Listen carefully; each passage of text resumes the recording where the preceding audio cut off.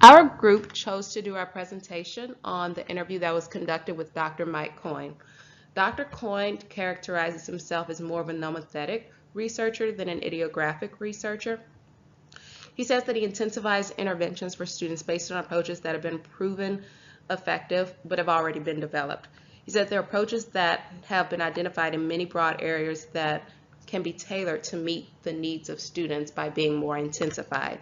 He continually adjusts features of different programs or interventions to match the needs of his struggling students. He says that it's important to start with areas that all students need, then teach with effective strategies that are proven to be effective, and then work with that framework to align lessons or interventions to meet the needs of groups of students. For his most struggling responders, he says that the same content and strategies can be used, but with greater intensification, and that there is room to grow in both nomothetic research as well as idiographic research. Dr. Coyne pointed out that nomothetic versus idiographic research presents somewhat of a false dichotomy. Instead of looking at these two bodies of research as separate entities, he suggests we use idiographic information about students to intensify interventions that have been proven to be effective in more generalized settings through nomothetic research. In other words, a researcher or practitioner may start with an intervention that has been proven to work with a larger population of students, but then adapt or intensify that intervention to better meet the needs of an individual student. In a recent study, researchers tried to think of ways to intensify or adapt already existing interventions to better meet individual student needs. Students who experienced an adapted intervention tended to have better outcomes. Dr. Coyne's perspective fits well with the perspectives of other researchers we have studied this year.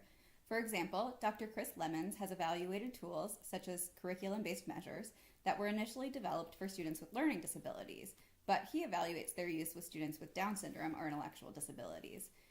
In many ways, this is Dr. Lemons using the outcomes from nomothetic research to guide or inform idiographic research.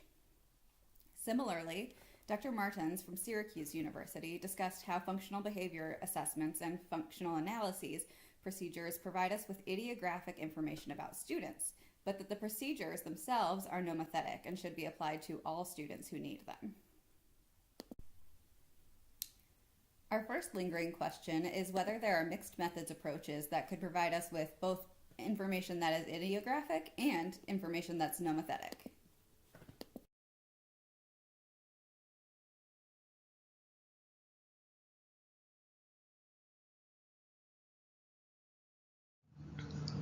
One lingering question that I have is if we're moving between both approaches as researchers, at what point of student struggle should the researcher suspect that a fully idiographic approach to figuring out what a child needs would be best to use with that student?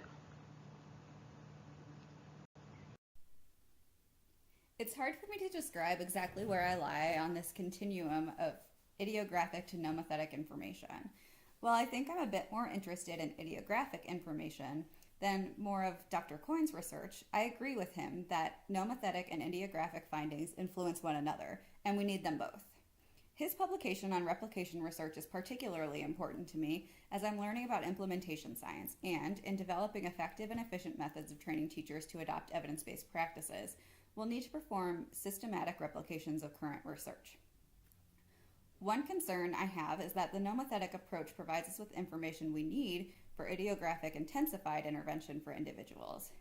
Some of the literature read for this module states that the nomothetic approach tends to take the average of groups, which I think can be a problem when researching students with disabilities, specifically students with autism spectrum disorder with whom I work. I agree with Dr. Coyne's perspective on the ways in which idiographic and nomothetic research can and should support each other. The research I do often starts with evidence-based behavior interventions that come from nomothetic research. When students are non-responsive to standard protocols of behavior interventions, we often take a more idiographic approach as we adapt and intensify standard protocols based on specific student characteristics. I agree with Dr. Coyne's perspective that it's important to move between both approaches and also grow in both of those research areas. Individualized interventions can inform the needs of students that are similarly situated but who are not necessarily already getting interventions.